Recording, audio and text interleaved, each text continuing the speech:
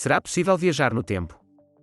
A questão de saber se as viagens no tempo são possíveis tem estado na ordem do dia desde a publicação do romance A Máquina do Tempo, de Herbert George Wells. O romance conta a história de um inventor vitoriano que viaja no tempo até ao ano 802. Enquanto algumas pessoas acreditam que as viagens no tempo são possíveis no futuro, outras veem essas ideias como ficção científica. Stephen Hawking, por exemplo, esperava que um dia os humanos desenvolvessem uma tecnologia de viagem no tempo. Entretanto, muitas pessoas defendem que as experiências de viagem no tempo já aconteceram. No resto do nosso vídeo, você vai conhecer uma dessas pessoas e ficar chocado com as suas revelações surpreendentes. Recentemente, um homem alegou ter visitado o ano 2345 e fez algumas previsões sinistras sobre o que está para vir. É possível viajar no tempo? Quem é este homem misterioso que salta no tempo?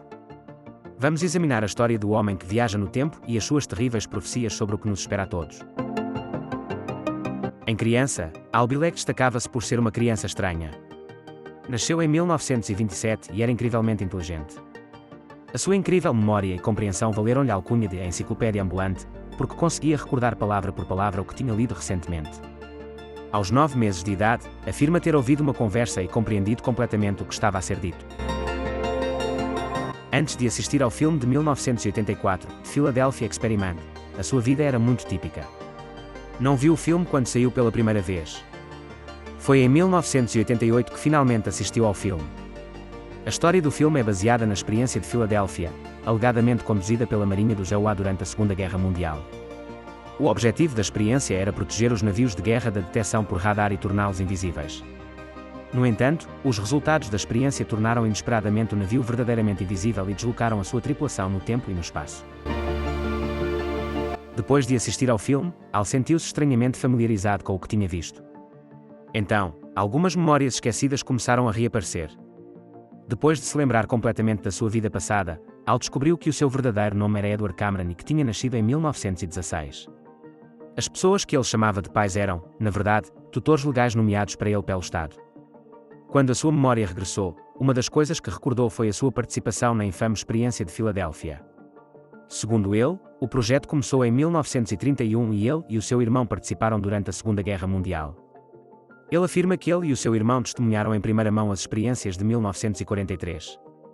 De acordo com Al, uma equipa de especialistas estava tentando esconder navios americanos dos submarinos nazistas. 3 desses especialistas chamavam-se John Hutchinson, John von Neumann e Tesla. Em 1940, 3 anos depois de terem conseguido esconder pequenos navios, eles miraram o SS Eldridge. Al afirma que, a 22 de julho, surgiu um grande problema. Ele afirma que o navio desapareceu, mas apenas 15 minutos depois, os passageiros começaram a delirar e a sentir-se doentes. A Marinha ordenou-lhes então que voltassem para trás. John von Neumann estava a implorar à Marinha por mais tempo. Quando o navio reapareceu, Al e o seu irmão não estavam a bordo. Algo tinha corrido mal e os 2 irmãos tinham se atirado ao mar. Quando finalmente chegaram à terra, não era nem 1943 nem Filadélfia. Estavam em Montauk, Nova York, e o ano era 1983. Al afirma que, quando finalmente chegaram à terra, estavam cercados por guardas e helicópteros. John von Neumann estava à espera deles numa instalação subterrânea secreta, com 40 anos de idade. Segundo Al, ele e Duncan tinham viajado no tempo. A nave estava presa numa bolha de hiperespaço, como John von Neumann tinha explicado anteriormente. A constante expansão da bolha representava uma ameaça existencial para o planeta Terra. Ele disse que a única forma de a parar era voltar à nave e destruir as máquinas, e Al precisava da ajuda de Duncan. Os 2 viajaram no tempo e destruíram os geradores da nave com machados. O tempo começou então a reparar os rasgões e a voltar ao normal. Depois de destruírem o gerador, Al desmaiou. Quando acordou, estava no hospital com o seu irmão. O ano não era nem 1943 nem 1983. Para ele, era 2137. Ao viajar no tempo, Al diz que ele e Duncan sofreram queimaduras de radiação e foram tratados. Durante 6 semanas, viveram e foram tratados no Hospital do Futuro. Os médicos não aplicaram ligaduras ou cremes antibióticos. Em vez disso, os pacientes foram tratados com luz de última geração e energia vibratória. As únicas coisas que passavam na televisão eram canais antigos, mapas e documentários históricos. Ele afirma que não havia absolutamente nenhuma comédia ou novela. As afirmações de Al não se limitam a isto. Ele argumenta que a geografia da América também vai mudar drasticamente. Entre 2000 e 2025, afirma, os Estados Unidos perderam um território significativo. De acordo com Al, os Estados Unidos deixaram de ser uma nação soberana e o mundo passou a ser governado por uma ditadura militar. Al afirma que a população mundial, estimada em 7,7 mil milhões de pessoas, diminuiu para 300 milhões e aponta as armas nucleares como a fonte do problema. Al afirma que, após a sua recuperação, tentou regressar ao seu próprio tempo, mas, em vez disso, deu por si no ano 2749. Nesta altura, o mundo foi devastado por uma guerra nuclear, mas a humanidade foi reconstruída como uma utopia. Segundo Al, a humanidade descobriu como construir máquinas antigravitacionais. Além disso, os problemas de dinheiro e de emprego desapareceram porque os robôs substituíram os humanos na força de trabalho. Havia paz porque já não havia necessidade de guerras.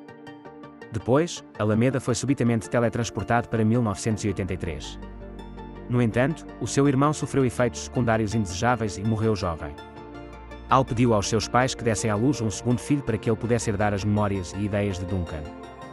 Depois, transferiram os poderes telepáticos de Duncan para essa criança. Então, achas que tudo isto é ficção ou realidade? Muitos teóricos da conspiração acreditam no Al, mas outros não. O Al insiste que viajou no tempo. Se o que ele diz é verdade, só saberemos com certeza daqui a 2 anos. De acordo com as afirmações de Al, a Flórida desaparecerá em 2025. Vamos ver o que nos espera. Mas de uma coisa temos a certeza: dentro de pouco mais de 2 anos, saberemos se ele tem razão ou não. E então, achas que a história do Al é verdadeira ou inventada? Não se esqueçam de deixar as vossas respostas e opiniões na secção de comentários.